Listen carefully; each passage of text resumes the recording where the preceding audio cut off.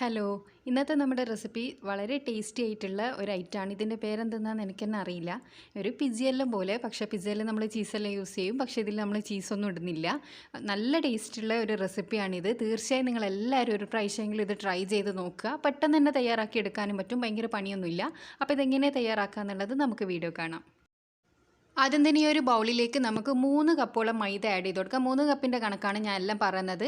ഇതിലേക്ക് നമുക്ക് 1/2 teaspoon yeast add ചെയ്ത് കൊടുക്കുക. ഈസ്റ്റ് ഒരിക്കലും കൂടിപ്പോകാൻ പാടില്ല. പിന്നെ 1/2 ടീസ്പൂൺ ബേക്കിംഗ് പൗഡർ, ബേക്കിംഗ് സോഡയല്ല, ബേക്കിംഗ് പൗഡർ ഇട്ട് കൊടുക്കുക.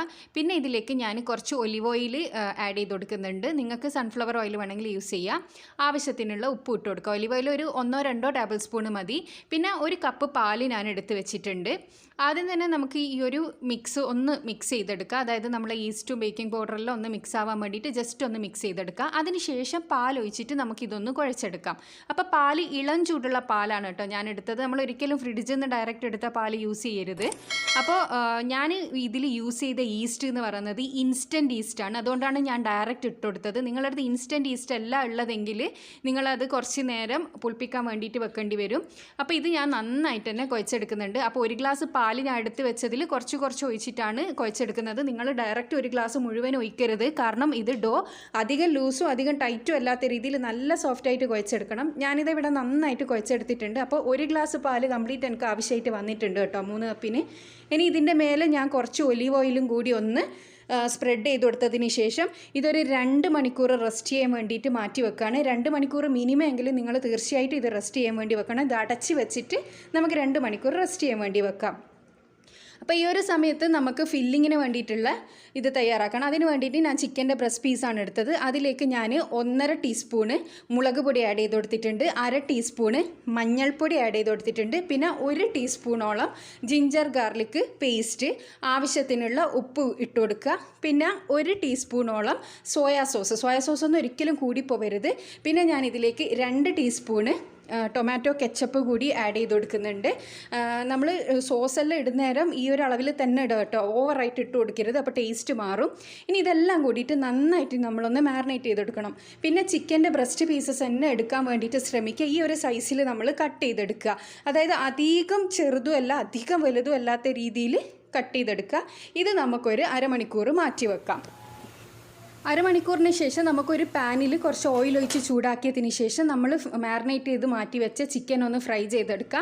ഈ ചിക്കന് പെട്ടെന്ന് തന്നെ ഫ്രൈ ആയി കിട്ടും. കാരണം ഇത് ബോൺലെസ് ചിക്കൻ ആയതുകൊണ്ട് തന്നെ പെട്ടെന്ന് ഫ്രൈ ആയി കിട്ടും. അപ്പോൾ ഒരു ഹൈ ഫ്ലെയിമിൽ ഇട്ടിട്ട് നമ്മളൊരു 5 മിനിറ്റ് കൊണ്ട് തന്നെ 2 ഭാഗവും നമുക്ക് ഫ്രൈ ആയി കിട്ടും.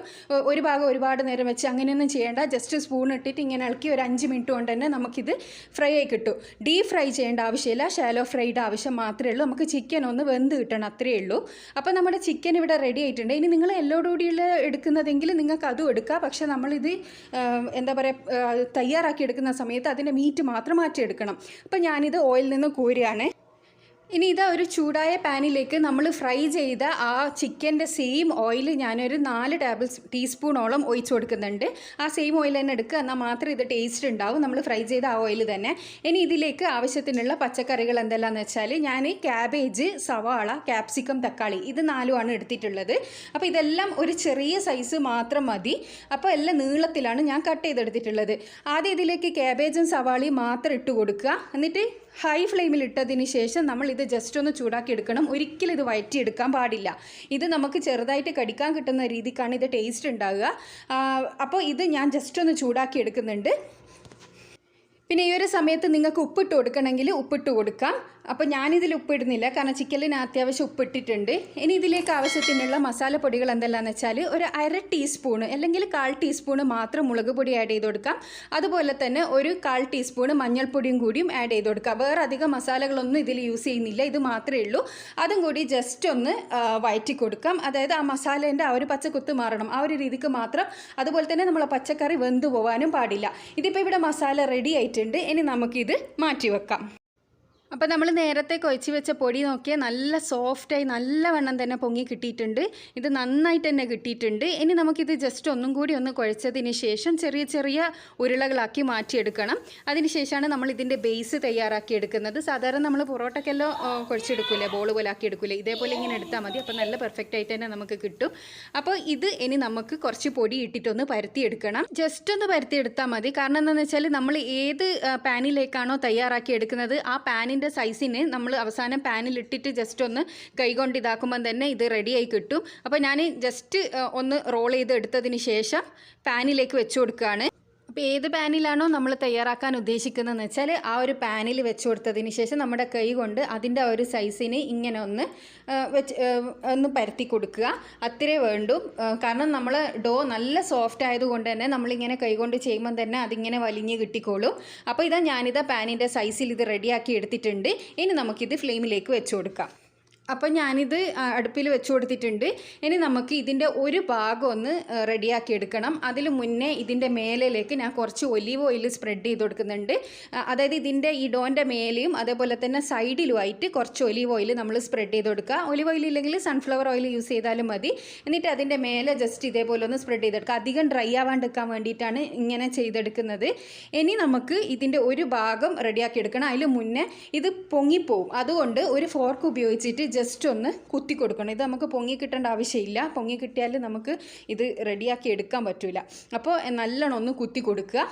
നന്നായിട്ട് തന്നെ ഞാൻ കുത്തി കൊടുത്തിട്ടുണ്ട് കേട്ടോ. ഇനി ഞാനിതൊന്ന് തിരിച്ചിട്ട് കൊടുക്കുകയാണ്. ഈ ഒരു പരുവാകുന്ന സമയത്ത് നമ്മൾ തിരിച്ചിട്ട് കൊടുക്കണം.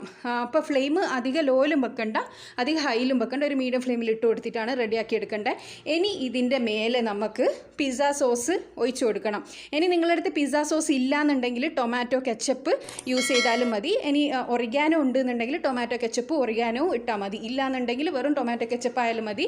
ഇനി പിസ്സ സോസ് തയ്യാറാക്കാൻ അറിയാത്തവർക്ക് ഇതിൻ്റെ ജസ്റ്റ് മുന്നേ ഞാനൊരു വീഡിയോ അപ്ലോഡ് ചെയ്തിട്ടുണ്ട് ഈ ഒരു സോസ് തയ്യാറാക്കുന്നത്. അപ്പോൾ ഇത് ഞാൻ തയ്യാറാക്കിയ സോസ് തന്നെയാണ്. അപ്പോൾ അത് കാണാത്തവരുണ്ടെങ്കിൽ നിങ്ങളത് കാണുക. അത് ഞാൻ ഐ കാർഡിലും ഡിസ്ക്രിപ്ഷൻ ബോക്സിലും കൊടുക്കുക, അല്ലെങ്കിൽ ചാനലിൽ പോയാൽ നിങ്ങൾക്കത് കാണാൻ വേണ്ടി പറ്റും. അപ്പോൾ ഈ ഒരു പിസ്സ സോസ് ഞാൻ സ്പ്രെഡ് ചെയ്ത് കൊടുത്തിട്ടുണ്ട്. കുറച്ച് അത്യാവശ്യം നല്ലോണം തന്നെ ഇട്ട് കൊടുത്തിട്ടുണ്ട്. പിസ്സ സോസിന് നല്ല ടേസ്റ്റ് ആയിരിക്കും നമ്മൾ ഇട്ട് കൊടുത്താൽ. നിങ്ങൾ ടൊമാറ്റോ കെച്ചപ്പ് നിങ്ങൾക്ക് യൂസ് ചെയ്യാം. ഇനി നമ്മൾ തയ്യാറാക്കി വെച്ചിരുന്ന ആ ഒരു മസാല ഇതിൻ്റെ മേലെ ഞാൻ വെച്ച് കൊടുക്കുകയാണ്. മസാലയും പിസ്സ സോസെല്ലാം നിങ്ങൾ ഓരോരുത്തരുടെ ഇഷ്ടത്തിനനുസരിച്ചിട്ട് ഇട്ട് കൊടുക്കുക.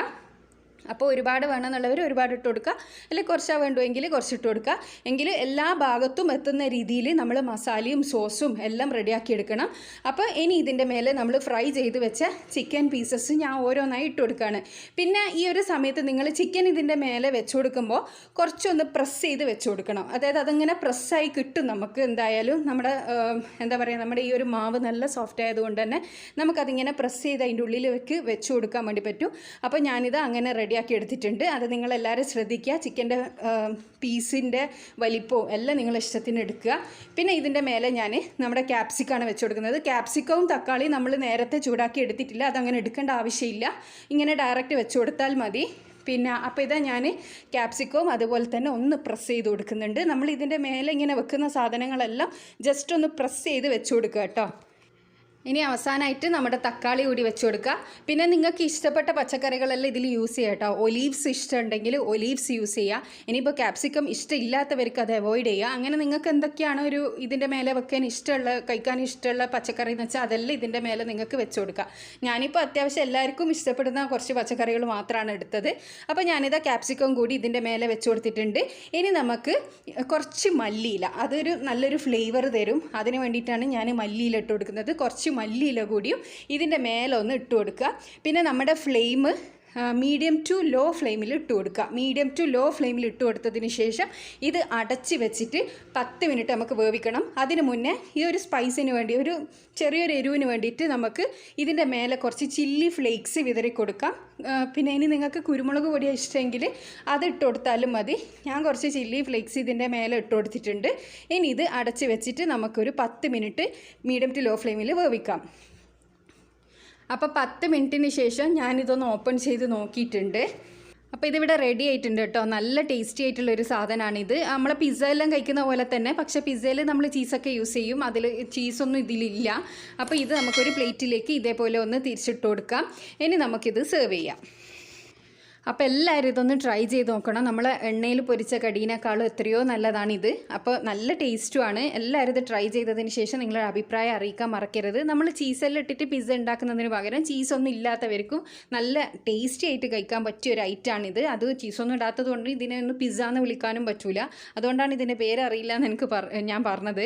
അപ്പോൾ എല്ലാവരും ഇത് ട്രൈ ചെയ്തതിന് ശേഷം അഭിപ്രായം അറിയിക്കുക. അടുത്ത നല്ലൊരു വീഡിയോ ആയിട്ട് വീണ്ടും കാണാം. Thanks for watching.